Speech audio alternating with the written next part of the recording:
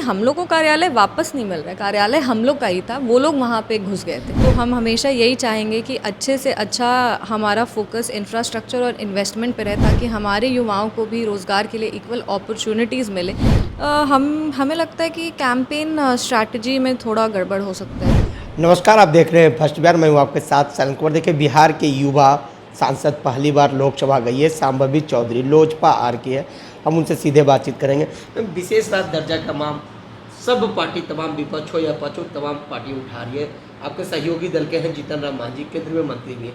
वो कह रहे हैं कि माथा पटकने से कुछ नहीं होगा, बिहार को विशेष का दर्जा नहीं मिल पाएगा। नहीं, हमें लगता है कि वो एनडीए के एक महत्वपूर्ण हिस्सा हैं और वो एनडीए के साथ मजबूती से खड़े हैं। उनका विशेष राज्य टर्म से शायद उनको मतलब विशेष राज्य जो टर्म से जो आर्थिक सहायता मिलती थी वो प्लानिंग कमीशन तक मिलती थी। जब से नीति आयोग का गठन हुआ है तब से विशेष राज्य के नाम से किसी को कोई भी कह सकते हैं कि जो उस पैकेज जैसा होता है वो नहीं मिलता है। इसीलिए हमने अपने मेडन स्पीच में भी कहा था कि अगर नीति आयोग, और हमारे पार्टी के राष्ट्रीय अध्यक्ष श्री चिराग पासवान जी ने भी ये कहा था कि अगर नीति आयोग में कुछ के प्रावधानों में कुछ बदलाव की आवश्यकता हो तो उस पर ध्यान दे करके बिहार को एक स्पेशल जो सहयोग हो वो मिले केंद्र सरकार से।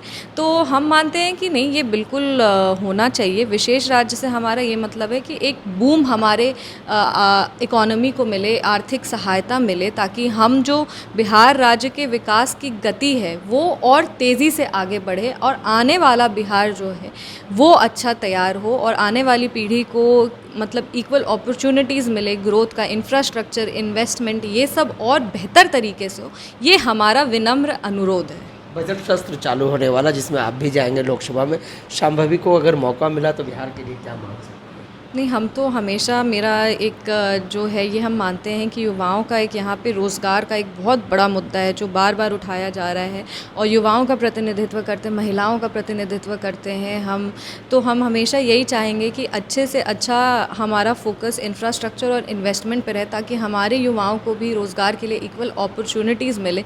और इसके अलावा एक सुरक्षित भारत के लिए जहाँ पे महिलाओं को सामान्य अधिकार मिले अपनी आवाज़ उठाने का, अपने मन का काम करने का, उन जो आर्थिक मजबूती है बिहार की वो बरकरार रहे।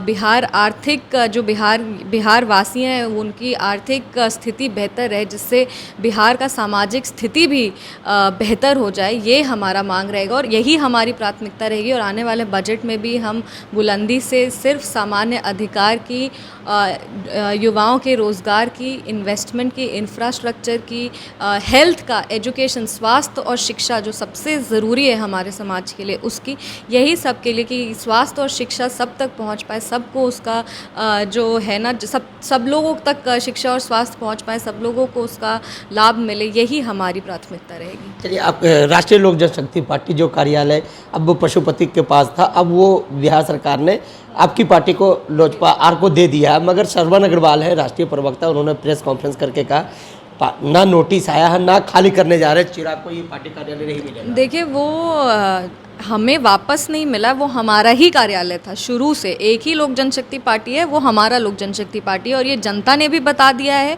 और ये जो हम लोग कहते हैं ना कि हम लोग को तो शुरू से पता था, पर अब जनता की भी उसमें मंजूरी लग चुकी है। तो हम ये मानते हैं कि हम लोग को कार्यालय वापस नहीं मिल रहा है, कार्यालय हम लोग का ही था, वो लोग वहाँ पे घुस गए थे।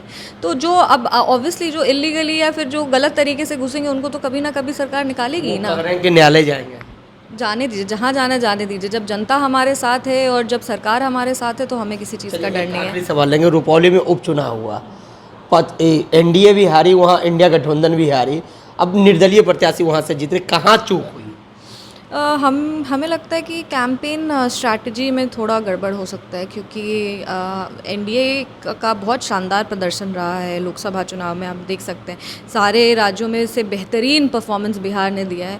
तो हम मानते हैं कि ये या तो कैंपेन में कहीं चूक रह गया होगा, या तो वो जो कैंडिडेट हैं, ये बहुत ज़रूरी है कि बिहार सरकार के और केंद्र सरकार की योजनाएं आप जनता तक ठीक तरीके से पहुंचा पाएँ। आप हमारे यशस्वी प्रधानमंत्री श्री नरेंद्र मोदी जी, हमारे मुख्यमंत्री नीतीश कुमार जी, हमारे पार्टी के राष्ट्रीय अध्यक्ष चिराग पासवान जी, जीतन राम मांझी जी, उपेंद्र कुशवाहा जी, सबकी जो मजबूती से खड़े रहने की जो निश्चय है उनका, जो आगे काम करने का उनका तरीका है, जो योजनाएं हैं, वो आप जनता तक ठीक से पहुंचाएं। हम मानते हैं कि इसमें कहीं ना कहीं कोई कमी रहेगी। कैंडिडेट जो निर्दलीय जीते हैं शंकर सिंह, पहले भी 2020 का विधानसभा चुनाव लोजपा आर से लड़ चुके हैं जी और दूसरे नंबर पर है, इस बार जीत मिला है। हाँ, तो क्या लग रहा है, उम्मीद है कि वो आप लोग को सपोर्ट करेगा? इसके बारे में हमें कोई हमारे उनसे कोई बात नहीं हुई, विजय ना सिन्हा ने हमारी तो कहा पार्टी है कि वो हमारे ही आदमी थे। नहीं, हमें ये बाइट हमने नहीं देखा है, सॉरी। Thank you. देखिए, ये हमारे साथ बातचीत कर रही थी लोजपा आर की सांसद सांबवी चौधरी, जो समस्तीपुर से जीतकर लोकसभा में गई है। तमाम सवालों का जवाब दिया।